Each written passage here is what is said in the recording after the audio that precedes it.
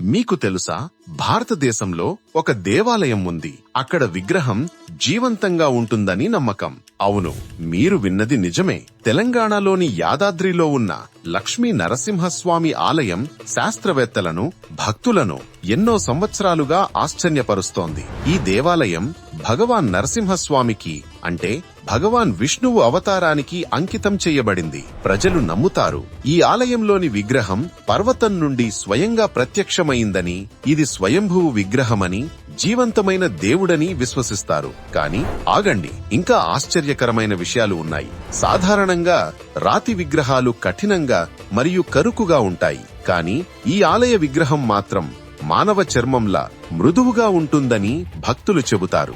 ఎవరైనా పూలు అర్పిస్తే ఆ పూలు విగ్రహంలోకి లోతుగా జారిపోతాయని అంటారు. మరియు కొన్ని నమ్మకాల ప్రకారం ఎవరైనా విగ్రహాన్ని బలంగా నొక్కితే అందులో నుండి రక్తం వస్తుందని చెబుతారు. ఇంకొందరి అనుభవాల ప్రకారం విగ్రహానికి దగ్గరగా వెళితే శ్వాస తీసుకుంటున్నట్లుగా అనిపిస్తుందట. ఇది సాధారణ ప్రకృతి సంఘటనమా, భూగర్భ శాస్త్ర ప్రక్రియ, లేక దైవశక్తి యొక్క గుర్తా? మీ అభిప్రాయం కామెంట్లో తెలియజేయండి.